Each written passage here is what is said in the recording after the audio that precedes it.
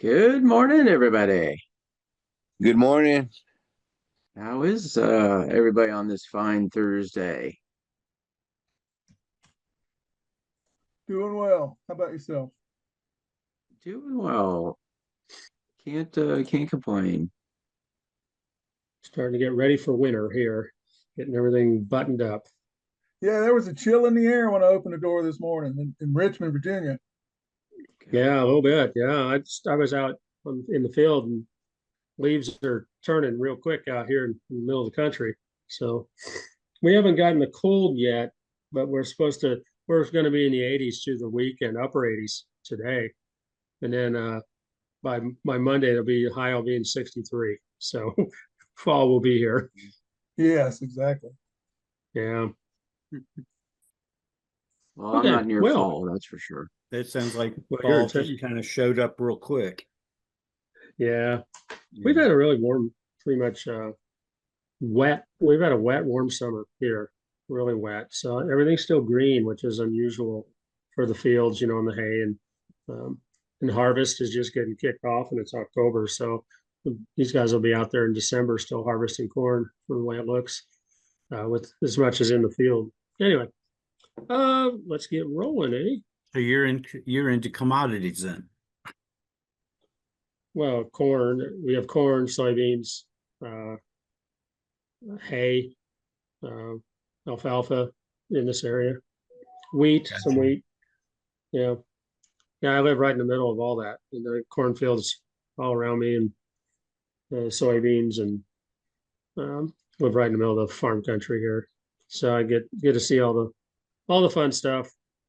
Um, all right, well, let's get rolling. And S&P. Government's still shut down, right? This Yeah. is day 2 of the shutdown. So are you guys all affected? The government's still shut down. I thought we'd Yeah. start it off with a happy note. It's day 2 of the shutdown, and I'm really, my life has changed dramatically. Nothing's changed. So I'll tell you somebody whose life got dramatically affected by this. My son-in-law got a $600 pay cut from the Army because of this thing. And Really? he's like, I don't know if I'm going to get paid that back. And I'm like, wait a second, aren't you essential to our national security? Guess not. well, I didn't know military got cuts, but Now, the military's, that was one item that, that's just as a surprise because I was of the understanding from this year and 40 years past or more that the military is not hit by all this. You're hit. Huh. yep, I don't think so. And everyone who has been in the past who hasn't been paid in the government always got their money back when government opened up. So they all got paid for basically a vacation, from my point of view, when you sit at home and then you get paid for it. Maybe not right away, but I mean, it's a way of life. If you work in the government, it happens once in a while, these shutdowns, and you should plan for them and, have the reserves there to get through it. Hopefully they do. And then in this particular shutdown, potentially the administration may actually not go from furloughs to firings. And, that's part of the risk that both sides are taking right now. But anyway, we'll go back to the markets, and Okay. it is day 2. It is day 2. S&P was up 0.34%, NASDAQ up 0.42%, the Dow Jones up 0.9%. So the market's kind of shrugged off, as it always does, kind of the shutdown. It doesn't really affect that. I mean, we've got jobs reports coming out that basically ADP, private sector employment, was much weaker than expected. Today we have the Challenger job cuts report. Probably not going to get the non-farm payroll tomorrow because of the shutdown, which doesn't bother me because they always have to revise it anyway. So it really means nothing to me, but it does to the market, I guess. Healthcare continue to be positive. I'll show you some charts on that. It really took off, after the whole Pfizer deal with the government. It's interesting. We'll look at Reddit. Reddit dropped down quite a bit.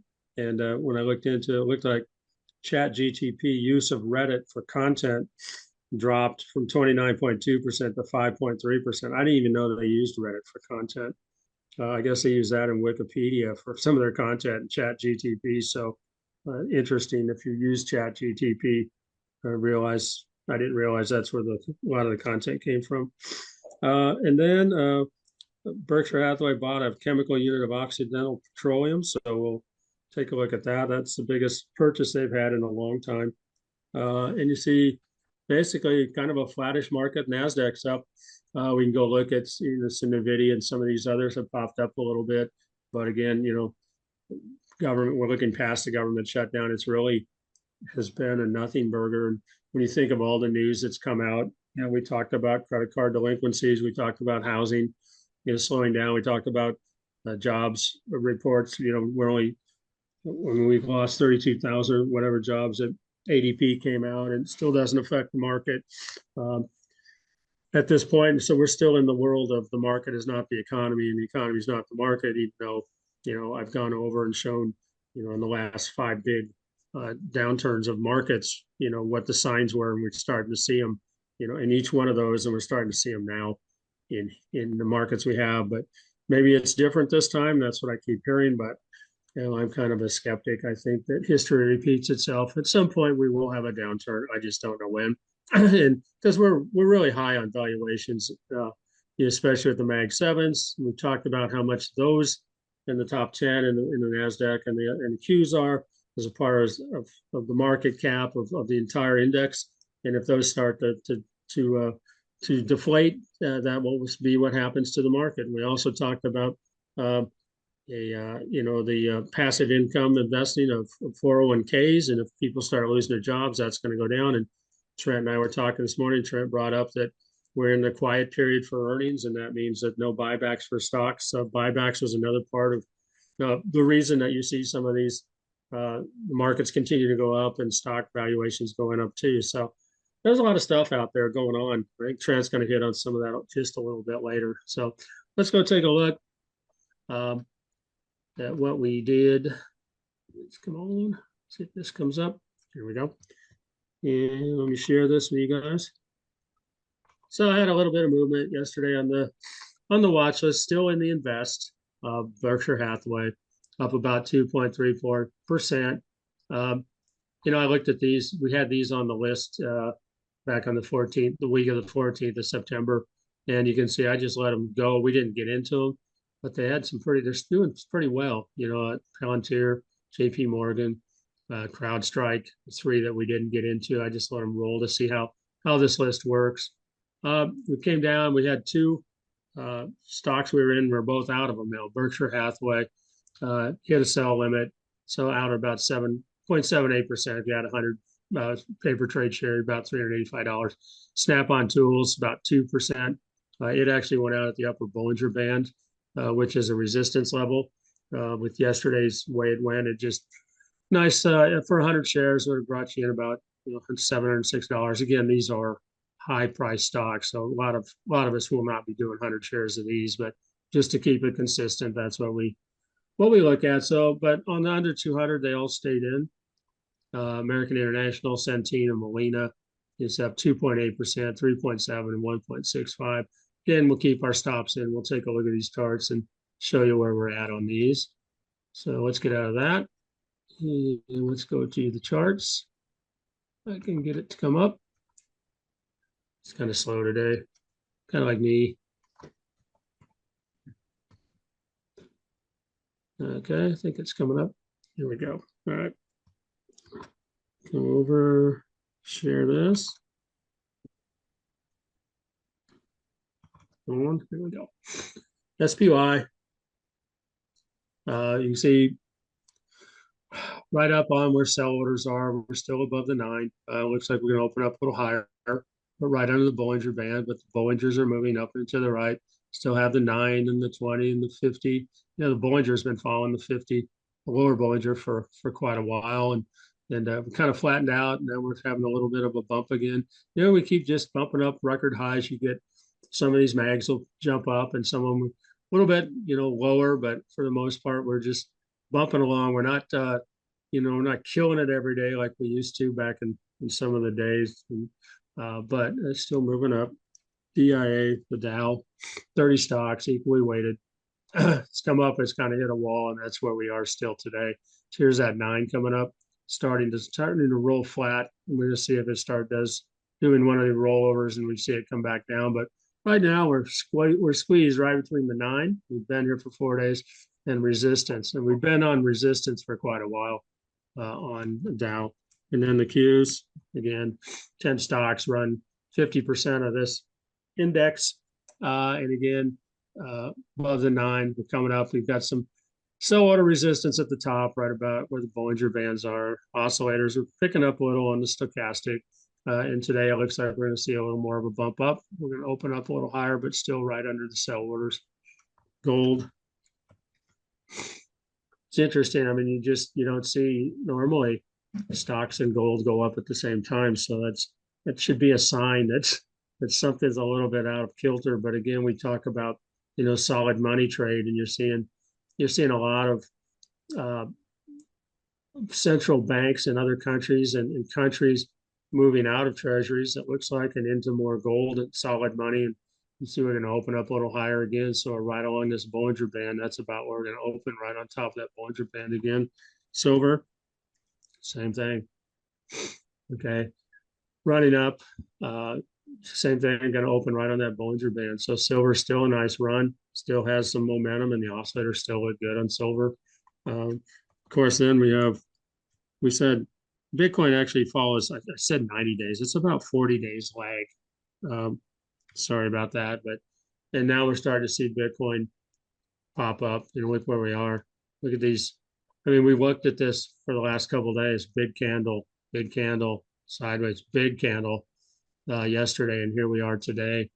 We're knocking on 120,000. Okay, so money's starting to flow back into Bitcoin. Pretty good time. October is one of the best months. In fact, the fourth quarter is one of the best months historically for the last 16 years for Bitcoin. You can see, let me move it over a little bit. Here's our all-time high, about we're about 124, 124.5 right here on the 13th of August. And this will be a level of resistance, but we've been watching this, roll back up. And if we can get past that, the oscillators look like we might be doing that. You're going to see some, some maybe get over and be able to stay over. The last time we were over, we weren't able to stay, even though we had a higher all-time high on Bitcoin. So at least it's heading in the right direction. So you're starting to see that lag of money that goes into gold and silver starting to come into Bitcoin too. So it's coming out of somewhere. It's just not appearing. So it's moving into some of the cryptos. We'll look at Ethereum. This had a big bump with Tom Lee. You see Ethereum's even picking up. Now we're above the 9. We got above the 50 on Ethereum. The oscillators have turned to the positive side. So even Ethereum's starting to see money flow in. And, we have Ethereum treasury companies now. And I think we have Solana treasury companies now. So a lot of these companies are using different cryptos in their treasuries. Difference between these and the Bitcoin is limited at 21 million. And it's vastly, the supply and demand is, there's a lot more demand than supply in Bitcoin. These can, we can still see unlimited upside to the number of Ethereum, Solanas, all those. So just be aware of that. We go look at, let's look at IBIT. This is the ETF, the largest ETF, in fact, one of the most successful ETFs ever that BlackRock has put out, the Bitcoin ETF. And nice big dump up right to resistance. And we need something to get us past. You can see we hit, and if Bitcoin can get above 120 and sustain, you're going to see probably this line go away. And that'll be the catalyst to move it up even further. So we look up, you can see the Bollinger Bands moving up. We've done this before, hit and stopped. So again, we're kind of at that, can it get past 120? That'll probably eliminate some of these lines of resistance. And then FETH, Fidelity Ethereum Fund. So it got over the 9. 9 was still going down because of this here. We'll start seeing that pop up as we see the oscillators turn up. but you do have resistance and sell orders right above that. MicroStrategy. MicroStrategy expect to go up because it's leveraged to Bitcoin. There's Bitcoin. You can see, you remember those big candles on Bitcoin and the sideways. It looks just like it. It just mimics it at about a 1.5 to 2 times leverage. So now we've come up, we've recrossed over support. We got the 200 up here. That's going to be a big level. If we can roll past that, we're going to open up right about here. So we're going to have a nice open from where we closed to here based on where Bitcoin is. So momentum's rolling in Bitcoin right now. We'll see how far it takes us. NVIDIA, largest stock, affects a lot of the S&P and the Qs, right up on resistance. Today we're going to open up above it. So I don't know what's happening. I don't know if there's any news out there. I didn't see any. It might be a speed we're going to open because you do have sell orders up here. A lot of times you'll see that they kind of wick up, hit sell orders, then end up back down. So we'll have to see. It's where you end, not where you begin the day on the video. But the oscillators look pretty good. We've had 4 or 5 days of upswing on the video.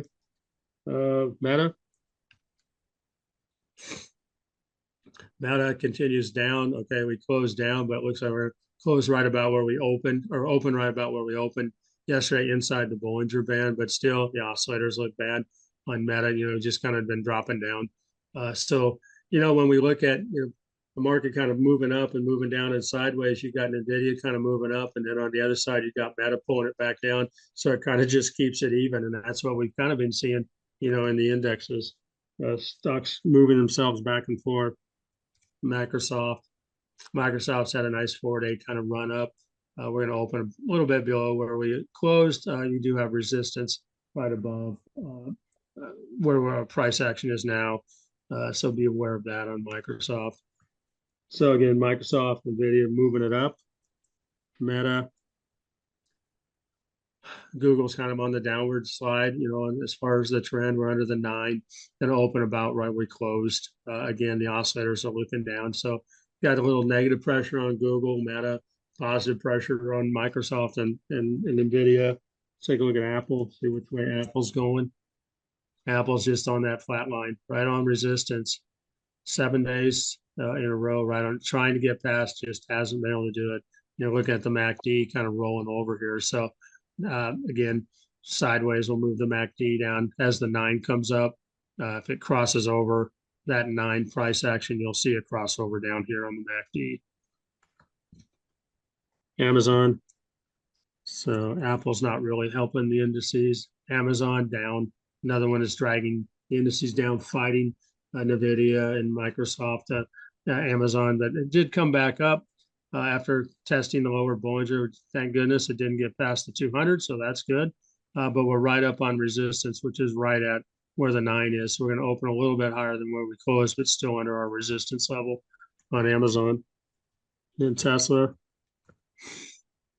Tesla's had a nice run. Came outside, we looked at it in Bollinger Band, came back over, found some support at the 9, rolled up, but right now we're hitting on resistance again. So again, what's going to push that up and past? Going to open a little bit higher, but again, here's your sell orders right above where we're going to open. So we'll see if we can blast past that or not on Tesla. And Palantir, not a Mag 7, but important stock anyway. Again, kind of up and right on resistance, and that's right where we're going to open. We've just kind of been bouncing off that between that and the 9. So something's got to give as the 9 comes up against resistance. Either going to pop it up or we're going to see it roll back over, come down. We're kind of flattish on the oscillators, a little bit of a bump on the slow stochastic. So again, as an investor, if you got in, there's the 200. Nice. You're still moving up and to the right on Palantir. So momentum is definitely positive so far. And Netflix. I want to look at Netflix because Elon Musk came out and told his 226 million followers to cancel their Netflix. So I'm just going to watch Netflix and see if that starts to have a negative effect. And he came out, I think it was yesterday or whenever, seeing we dropped down a little on Netflix. You can see the oscillators also drop down. So we'll see how much of an effect Elon Musk has as far as moving 226 million of his followers. I don't know if they have Netflix or not, or are they subscribers, but certainly looks like something happened. It popped it down. But, we've been kind of wicking down at this point anyway, and now we're just on the Bollinger Band. So we'll watch Netflix and see how that rolls. Watch list. Oh, and again, if you're into some of these, we'll look into some of the crypto treasury companies. You're going to see a pop on that with Bitcoin going up. Berkshire, here's where we got in on our trade. Okay, trade went up. It's opened up here. Again, I go back and try to find areas where I might want to put, where I see it come down to get out. And so right on this level, you can see, and that's where it started up. I thought we were going to have a nice up day, and then it came back down and hit the sell order. Here's where we got in. So we were out with about 0.78 gain on that. Now you could stay in, but I don't like these Bollingers closing in like that. Now, as far as our investment, we got in back here at the 200. We're still good. And here you got, the 50s now crossing over our cost basis. So that's good because that's going to provide another level of support above us now. But we're up about 2.34% on our investment just from the Tudor 200. SNA was the other one we were in on the watch list. This one did kind of the same thing, only the opposite. We're running real good. And you could still be in this, but I'm looking at the markets and what's happening. And that's it keeps coming up, and it hit right here on the upper Bollinger, and that's where I hit set a sell, and that's where it hit and came back down. So we got out of that about 2% on that one, but still, you could still be rolling. I did not like this crossover here on the stochastic, but you still have upward momentum. You didn't have to get out of this trade. You're still up. You could have put sellers here, which yesterday we opened up here. And again, it went right up and we popped it. Under the 200, AIG, we're in here. Now we're going to watch. We said yesterday we're going to watch it, and it got past the 50. It stopped at the 200. Now we'll see if we can get past this 200, or maybe we're going to hit it, find resistance, and start heading down. So I'd be looking at putting in sell orders. I'd go back and I just look at this level here, maybe, or maybe at this level here. You're above your cost basis. Your 9 is crossed over, so you got some room to work here. But we're up about 2.8% on AIG and still in. CNC, this is one that's slow and up to the right. Kind of got in back here. It just kind of pops up. CNC, we're up about 3.7%. You could go put a sell order, at any of these levels right through here. Keep your, keep your profits. You should not be losing anything when you're up. You're playing with house money. Unless you let it go down, then you get below, which is why I have a 2% below my cost basis to get out, or I'd probably hit, when it hits support. But again, I would set one right in this level here. If it came down, you're out. You got your profits. And this one, I was hoping it would follow a little more of the healthcare thing that we're seeing, but we're still up on it. Molina Health, up and slow on it. We're in 1.65% up. It's one of those slow movers up and to the right. A little bit of a flattening on the Bollinger Band, but not much considering how slow this thing is moving. But again, we're up on it, so not worried about it too much. We talked about WCN yesterday. WCN, what came up, hit the 20, still couldn't get past the 20. It's under the 200. Still, the oscillators look pretty good on waste connections. So again, just a bad day. Didn't really hurt you much if you got into that one. And then on the watch list, we also talked about Kroger. Come up here. And Kroger, we were watching it because it made it above the 200. I said, I want to see if it would bounce and keep going. Well, it didn't make it. So this is why you wait for confirmation, on this 200, and it didn't do it. Actually wicked all the way down to the 9 and it came back up. But we'll watch it. It's still on the 200. Not ready to roll yet. Some of the others we're looking at. Whirlpool, starting to bump up a little bit off this support level. We're not past that 9 yet. We don't have oscillators yet, but yes, I really like this one because we've done it 2 or 3 times. So I want to see if we can get above that and start rolling up. And we aren't there yet, but it's on the watch list. We also looked at MKC yesterday as potential, and you can see went up, hit support, and MKC is rolling up. It's got some nice movement. Watch out, you got some resistance right here at the 50 and some sell orders right there too. We looked at Otis yesterday. You know, said Otis is up. I'd wait, get it off this Bollinger Band. It did give you an opportunity, you know, for a buy. You know, you go back and you look, you know, where you'd put a buy limit. I didn't do it, but you know, this is about where I would do it based on my history, and then it'd pop back up. But Otis has some nice momentum on it, above the 50, above the 20, above the 9, still under the 200. Here's where your sells are. So it's got a nice roll up, Otis. Nothing fancy on Otis. VRSK, we talked about. Oops, VRSK. This one got support, come down, sideways on support, get above the 9. Again, close below it. So we're gonna have to get past this 20. We've hit two in a row, but we still got some positives down here, so you can watch this one. But the 20 is definitely giving us a little bit of resistance. VRSK, STZ, Constellation brand. This one closed up right, and 20 seems to be where everything's hitting yesterday. So again, we come down sideways. We're starting to roll up. Oscillators are looking up. Got some sell orders just above the 20. But these are the kind of things that we look for to get back in. You know, put them on your list. If they meet your trading plan, you know, these are some things you can really look into. Tap. We've been in this one before. This is Coors. Down, sideways, 9's come down. Now we've got one candle above. Want to get more confirmation on the on the MACD, but this is another one that we could see turn depending on the market. And then XLV. Let's look at where some money's flowing, and it's into healthcare. We looked at the candle yesterday. Can it get across, stay across the 200? Well, yeah, it just blew past that. Now you're way outside the Bollinger, heading up to resistance. We get looking inside Lilly, same thing, all the way up to resistance. Pfizer, this is the one that's going to lower drug cost. Look at that. I mean, as money just it's been chasing in here. J&J, we looked at yesterday. J&J is right along momentum. Amgen, look at that. Amgen up above the 200. We'll see if money keeps flowing into the drug stocks. But, you know, money flows where value is. I'm not chasing them myself, but well, look at that. Talked about Thermo Fisher yesterday, and look at that, right up to resistance. Some big old candles there.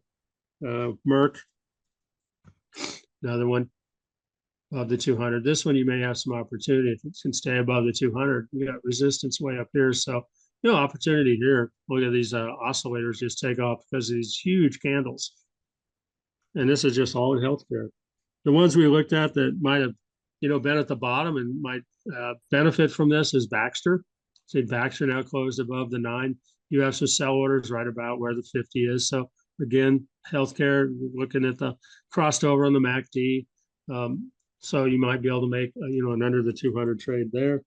ZTS. We looked at yesterday. So ZTS, we said we want to make sure we get above the 9. We did. We're right on support on ZTS. So we got some momentum on ZTS. So again, when the tide goes up, all boats seem to rise with it. And then ISRG, this one might not have done so well. Yeah, this one we were watching along support. We needed to get a, you know, real candle above that. Tried, hit the 20, and then right back down to support. So you know, we can keep it on the list. We do have an upward moving 9. We lost a little momentum though in ISRG, so sometimes it doesn't always work out. LAC, we talked about this as a lithium American that the U.S. came out with. You know, we had the news come out and then went right up to resistance again. I just find it fascinating that these lines do mean something. It comes up, boom, hits and stops right there. We'll see if we can get past it today on LAC. OXY. We'll probably see some movement on OXY today, Occidental Petroleum, since Berkshire Hathaway bought one of their units. You know, they own a bunch of Occidental Petroleum already, and there was rumors that they might just buy the whole thing. CRWV. Okay, here's CoreWeave. You know, CoreWeave's right within support and resistance, kind of a little bit sideways here. Watch the oscillators. And then the last one we're looking at, we talked about Reddit. Reddit came out and Chat GTP has dropped, really reduced the amount of content that they get from Reddit now. You can see what happened. We dropped pretty good right past now. The intermediate resistance level popped down. It really almost looks like somebody knew before, because it came up and then down we go. And then here we go, boom. You look at the oscillators, but the oscillator started telling us, right back in this area, as it actually crossed the 9, that something was wrong. You should probably get out at that point here. So technically speaking, that's where I would have gotten out. You get out, at below support, and then it just went down. So now, we'll see how it affects it. With Chat GTP going from 29% to 5%, how that affects their revenues on Reddit. So that's what I got today. Put everything you want to look at over in the chat. Trent, give us some charts. Trent? So today, just go over where the options market is pricing support and resistance and the gamma flip line. Right now, support is around 6,650 on the S&P, and on the resistance side, about 6,750. So that has moved up since yesterday, and also what has moved actually below the support line is the gamma flip line of 6,600, 27. So what this is telling us is that volatility is still contained. There is less volatility and risk in the markets. Yet if we saw a 2% move down in Trent, the did S&P you realize you're 500. not showing any screens? No, I didn't realize that, but Thanks, Robert. thank you for pointing that out. Okay. All right, can you see it now? Almost, not yet. All right, there you go.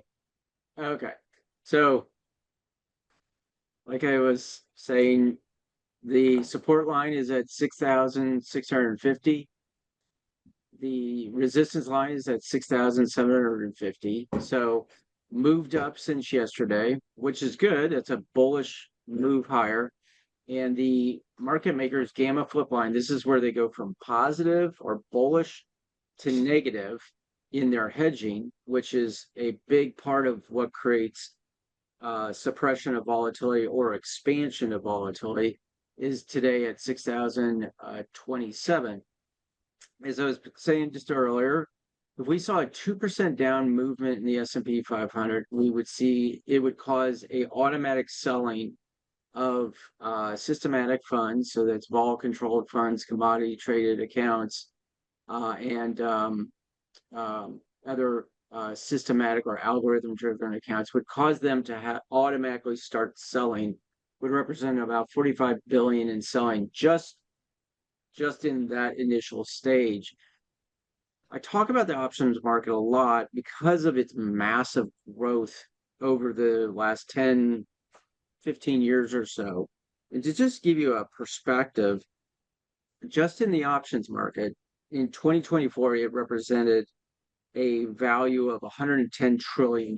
So when you buy an option contract, you take that option contract, there's 100 shares within that, multiply that times the value of the S&P 500 if you're buying index options like that, and that gives you the amount you control, and you may buy that for a very low price versus what the S&P costs. What's more sort of jaw-dropping is you combine the options market and the futures market and any other derivatives market, and it represents $730 trillion. So here's why I bring this up. We've been chit-chatting, a couple of guys and I chit-chatting about how Tricolor, which is a subprime auto lending company, filed Chapter 7 bankruptcy. Another one, I think it's called First Color, which is a parts provider in the auto industry, also filing bankruptcy. But the number of bankruptcies that we're seeing this year is way above, I believe, 20, or the Great Financial Crisis. Is that number correct? Or Yeah. It's in line, it's in line with it. Yeah, if not above it. Yeah. So when you take that into perspective, and then you add in the derivatives market and what it represents, where we were in during, say, 07, 09, in that catastrophic event, compared to today, the amount of leverage is just more and more, it's so much larger. And that's why we've in the past talked a little bit about a credit issue or credit market meltdown sometime possibly next year. That is starting to show more and more signs of that. And so I bring this up because one, I don't want you to lose money. Two, I want you to be aware of how the market structure is being set up and what we're seeing in the systematic funds positioning index is that we're very tapped out on where they're at. They're not contributing as much as they were, say, in April of this year or back in 2020, March and April of 2020, when the markets sold off and then made a move higher. These guys have allocated the majority of their capital, roughly 78 or so percent of their capital, to equities. And so it's still a very risk on environment. So they don't have as much as they usually have in their pockets to spend. And so what that does is creates these very low volatility, just trickling up kind of markets. And we're seeing that in the S&P 500, where we've just since, even here, September 19th, it's just trickled up higher. It's not a very drastic move higher, yet volatility is suppressed. Let's pull up a chart of that. As we can see here, it has been pretty suppressed since May of this year. So that's bullish for us. That's less risk for us as investors, but it also is like a spring, as I've mentioned before. It's a suppressed spring, and that spring can only go so much lower, as you can see in the chart. The only place it can go is higher. And so as we bring in these economic conditions, the amount of leverage in this market, we have to take that into account in our risk management process, because unfortunately, there won't be like a memo that goes out a week ahead of time when this thing starts to crack, like big cracks. It'll happen quick. We saw that back on Liberation Day, back here, when volatility started spiking, and then took off right around April 3rd or so. So as we get into these frothy markets, these very high valued markets, just be aware and have a risk management plan in place that says, you know what, I've had this great ride. I'm up 300 and some odd percent in F11. I'm up, 4 times or 400% in Iran. Have a exit strategy, preserve capital, because yes, we believe in this on a long-term basis, a lot of these companies. But at the end of the day, if you get set back and you lose profits, basically it takes you more time to get back to where you were at the top of your profit range. So I think with what we're seeing here, and then throw in the fact that the vulnerability of private equity funds and the companies that they represent and the number of filings, bankruptcy filings that are increasing, these are things we need to take into account in a risk management process, as we still are in a very bullish environment, but that bullish environment is getting less and less each day. So take that into account as you're investing overall. We'll go from there. Let's just open up for questions, comments. I just saw the Challenger Gray job cuts came out at 54,000 in September, compared to 85,000 or 86,000 in August. Services cut the most job, followed by energy and technology.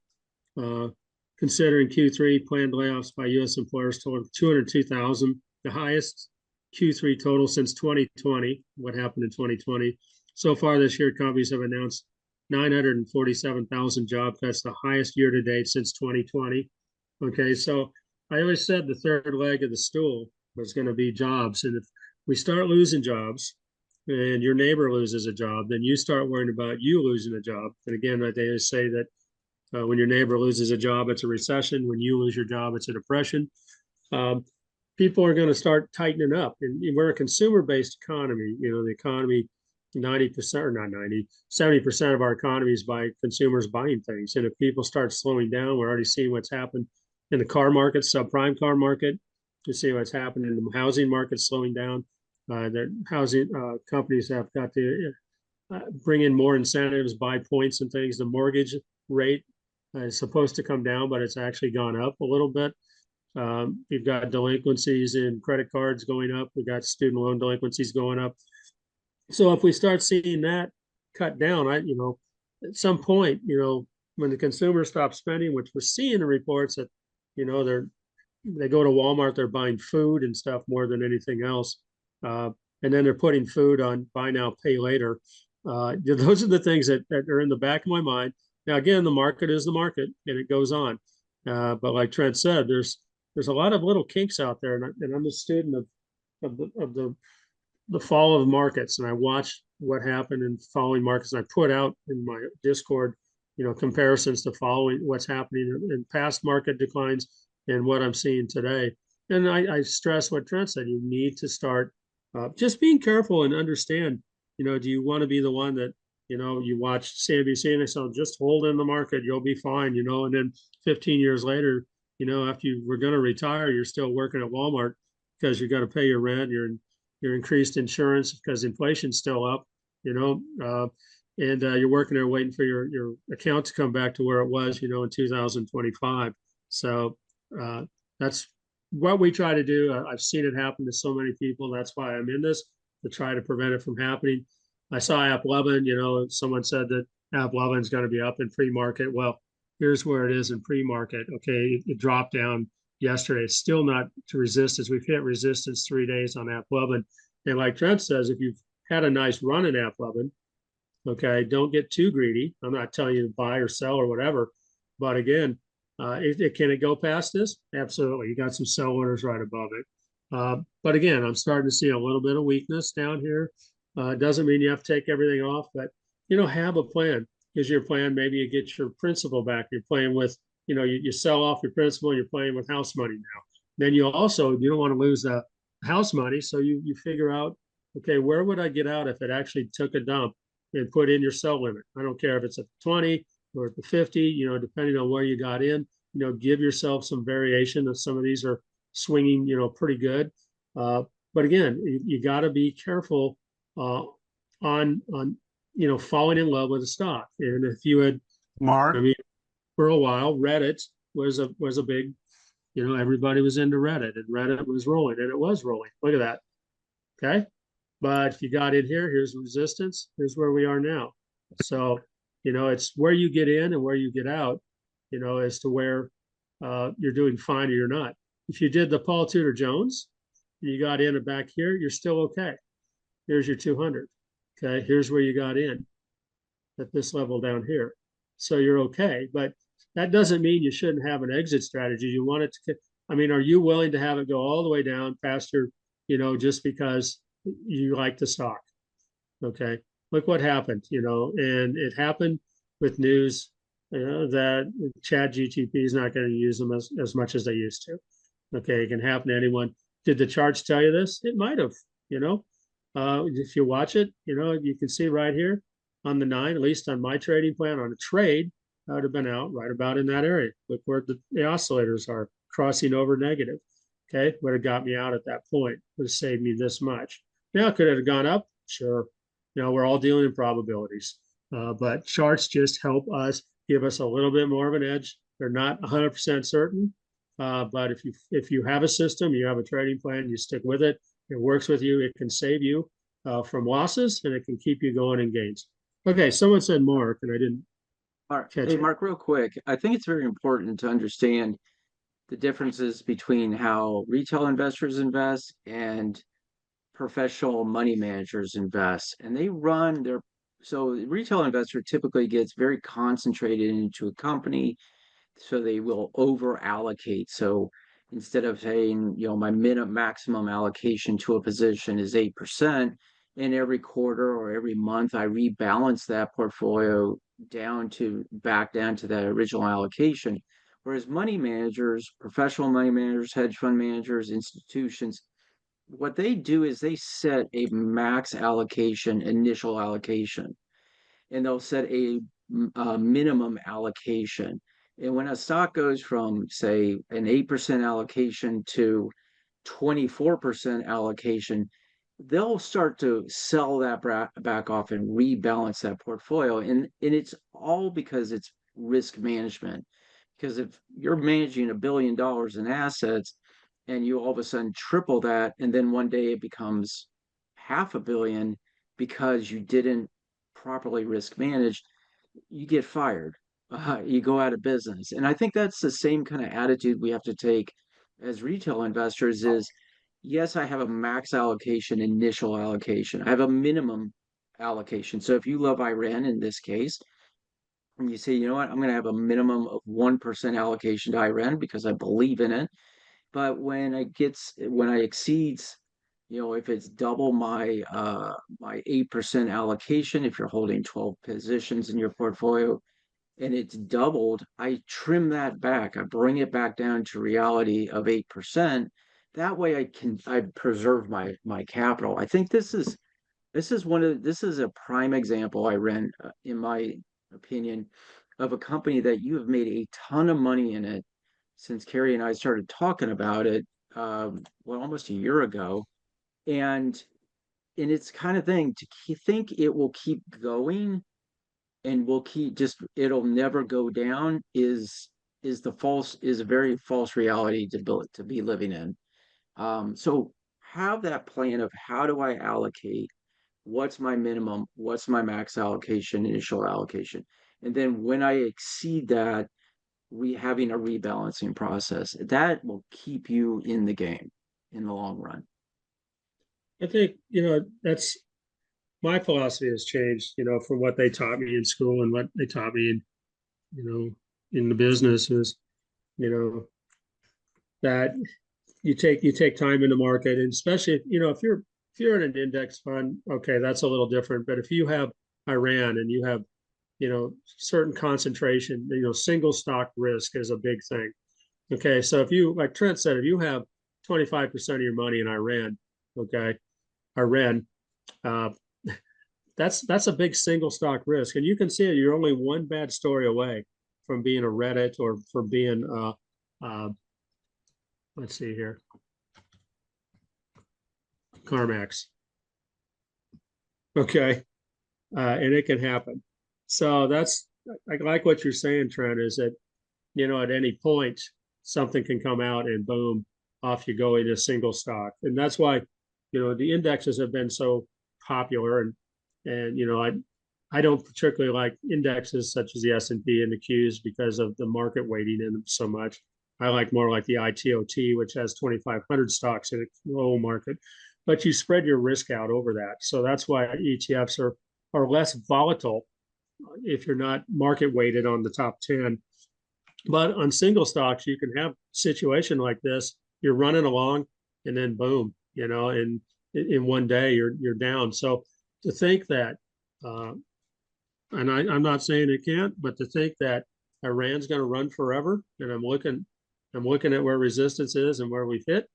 I don't think so. I mean, you have something called valuations, and at some point, the logarithms are going to, the big companies and institutions are going to say, okay, that's valued enough, or some analyst house is going to come out and say, we want to short Iran, so go out and give a bad report and downgrade them, and they downgrade it, and then all of a sudden, overnight, you just lost 20%, of your holdings. Now you may be up 100, but still 20% hurts. And then you say, well, I still believe in the company, and then it rolls down, and then you start eroding down your profits. The whole idea here is, number one, is to maintain the wealth that you have and not lose money, and grow your wealth. And growing your wealth means, to me, and this is just me, knowing when to pull the trigger, in your own mind, keeping that wealth, and then keeping the psychology out of your head that says, oh man, I should have stayed in. It went up another 5%. Well, okay, you just made, 70%. Okay, so you should be happy and Yeah. keep your emotions out of it. That's why I like to have a I- trading plan and investment plan. And I just check the emotions every morning at the keyboard. And if I make money, I make money. That's the whole idea. If I don't lose money, I'm happy. That's the whole idea. And eventually you Yeah. just keep continually move your wealth up and you don't get into those cycles where you're down 50% and you can never get back. And I've been there. Mark, last night I was talking to friends of ours who live 20 minutes away from where they're building the new OpenAI data center outside Abilene, Texas. He says you can tell, they've laid like thousands of acres of concrete so far. And he said after 5 o'clock, you go into town and you see all the restaurants, all the bars, all the retail facilities are all jam packed. There's trucks everywhere. The traffic is going from 5 minute drive to cover a certain distance to 20 minutes. So it's exploded, and so the economy in that area is just exploding right now. And all these retailers and restaurants are all getting addicted to this, right? Well, at some point, they will finish building this facility, and it's going to be a massive facility. So it may be a year, maybe 2 years before they're done. And then all of a sudden, those people will go away that were building that facility, and 10 to 20 people will run that data center. And all of a sudden, that economy will decline because they won't have the traffic. And hopefully the retailers and the restaurants will realize this is only going to last for so long, and then it's going to end. And they'll prepare for it. They'll risk manage around it. Well, what we're doing in the stock market and how we're investing is the same thing. At some point, and probably one of a handful of pieces of advice that Kerry has given me in my short period of time on this earth is that everything will come to an end at some point. Good, bad, indifferent, it will end. And I think that's something that we have to take into account when it comes to this just over frothy market. And as I pointed out earlier, super leveraged market. We just got to keep that in mind. So just I think we're harping on this a little bit more because of where this market is at this point. No, Exactly, and I Steve, look like at I death and look at taxes. I just looked up I ran trailing PE 12 months is 99. Its forward PE is 41 and its estimate for 2026 is 67. That's pretty frothy. Okay. Yeah, PE wise. Uh, yeah, so you are paying for forward earnings, uh, uh, for it, you're paying $47 for $1 of earning, basically, is what you're paying right now for the future earnings. So just remember that too. So it's nice to have markets go up. I love it. Make a lot of money as long as you know when to pull the trigger. If you don't, you could end up in a CarMax, and seeing that drop down. And we don't want that. So again, we're almost like parents here, saying, be careful with the car when you go out, don't speed, give us a call. But again, I've witnessed this from the inside with margin calls where we blew people out in the .com. We didn't blow them out. They took the margin. They made the choice. And when the market started going down, I talked to you guys before. I put it in my Discord. I talked to Trent this morning. I think like a 15% drop we're all-time high margin rates right now. 10 to 15% drop in the margins could trigger those margin calls, and then they just have to keep selling. Okay. And then if they come and you're on margin and you get caught in this, it's not just they're going to sell out your account. They'll come for your cars. They'll come for your house. They'll come for everything because you signed that agreement. So just because I've seen it happen, destroyed families, destroyed homes, destroyed careers. I don't want that to happen again, but I'm just feeling a little frothy right now. So just be careful there. I said it, I'm done. We'll harp I'm on gonna this go. once a week, and I'm gonna go back to getting ready for winter. there you go. So, All right. Well, we're coming to the Good. almost market open. Any Good, good comments, morning, guys. questions? Good Yeah. morning, Willie. Yes, sir. Yeah, thank you guys so much for the great advice. One thing that triggered my mind a little bit is because I've been thinking about which are actually the stocks that are related to these data centers that are building, like in Texas, like here in New Orleans. I Google a lot of time, but I keep seeing stocks that are not publicly listed, something like that. So I don't know exactly, because some of those stocks that are linked with the data center, maybe it might be better to while you get them while you wait. You get some of them while you wait. But I've not been I laying think hands. Yes, sir. I think one of the things my buddy and I were talking about last night was the concern in their area of Texas is the drawdown of energy. Oh, Not right. it, so that was an issue that I think the overall town or area is concerned about. So where's the opportunity in that? Energy development, energy companies that produce energy. In your state, Willie, in Louisiana, Meta's building the $10 billion data center, and they've struck a deal where, was it Energy Engine or something like that? NTG, It's your big, NTG, yeah, NTG. they're building for that data center alone energy power plant just for that data center. Um, I don't know what the plan is for OpenAI in Abilene, Texas, but the other side of it, as he pointed out to me, was the water. But the way these systems work is that it's a closed system where that once they fill the data center up with the amount of water they need, they keep recycling that water. So they won't have as much of a drawdown on their water supply in the area. But when I look at these data center developments and they're going up fast and there's billions and trillions of dollars being spent, the the the thing that I look at is the long-term trend and demand will be energy. And so keep that in mind as you're looking at the IRENs, the cipher minings, the companies like Meta and OpenAI. Who are they doing deals on energy with, and how is that going to affect their balance sheets and their profit loss statements each quarter? I honestly think that is, and it's probably more of a 12 to 24 month time frame, but those companies associated with those data centers that are in energy are going to reap some big benefits from that, because this is a sector that's just exponentially growing. Um, and in certain industries like concrete and construction, those will come and go, but energy, I think, is here to stay. And so Yeah. just keep an eye on that as an opportunity. Thank you. Brent, hi. Yes, sir.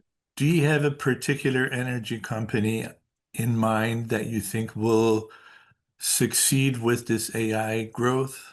I've heard you mention Entergy before, but I'm not sure if that's one of your top picks or not.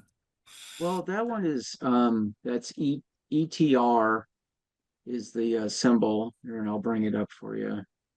Where is it? There you are. Okay. That one is related to Meta and the facility in that they're building out in Louisiana there. So you can see here, just all of a sudden since July, this move from the low $80 range to the $93 range. And so these guys are, from the way I understand it, they're contracted by Meta to build out a Meta only energy facility. And so they're in the midst of doing that. How that profit, that money comes in, that revenue comes into their balance sheets in the near future is, a matter of probably trickles in. But I think once they're up and running, you're going to see some hits there. I'm going to look into the one that OpenAI is building here or in Texas and look for the relationship there. That's sort of a research thing I have written down to look into. So, and just think, where else are they doing this? Where else are they building these facilities? And who are they related to when it comes to energy? So the first one I found was this ETR, and it looks like it's on the move. So ETR. ETR. Okay. I'll Yep. put some here in the chat that are right there. Southern, Nextera, Entergy, Dominion, WC, XEL. And then nuclear wise, it'd be Constellation Energy, CEG.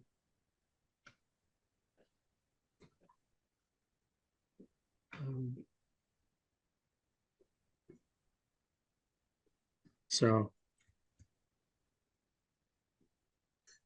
I'll throw something up too in my Discord office for some of these that I've found. Yeah. So yeah, there's a bunch Okay, of, Mark. but again, it could take a while for these to roll out, you know.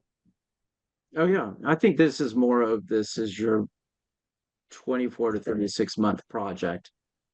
You know, these are the companies that are in the long run will reap the benefits. Southern Company, you know, is in the South, based out of Birmingham. They have a nuclear facility in Georgia that went live, I think, about 5 or 6 years ago. So, you know, we are demanding more energy on a global scale. It's not sexy. It's not like Iran or some of these Bitcoin, mining companies are switching over, but I think it's something we have to have, and we're demanding more and more of it in this world. So, hey, Mark, I gotta wrap it up here. Market's open. Yep. And we'll be back tomorrow. Tomorrow, we will have Kerry's call as well at 3 Central for Eastern. So we'd love for you to join us there. I spoke to him yesterday about talking a little bit about the changes in the tell sheet with Iran valuations and stuff like that. And so he's going to hit upon that as well tomorrow on his call as well. So we will go from there. Thank you, guys. And please, not for now though. If there will be a way to narrow this down, that you people know that anyone can be a better play for us, let's hold it together and know that we can work with it. You know, because Yeah, absolutely. Okay, thank you. You're welcome. All right, Mm. we'll wrap it up there. Y'all have Thank a you. Thanks a lot, great guys. morning and Yeah, we'll see you afternoon. guys. Take care. Be safe, and we'll see you tomorrow. Take Have a care. great day. Yeah, busy care. All living. right, you too. Live loud. Enjoy the Live day. loud. Peace. Peace.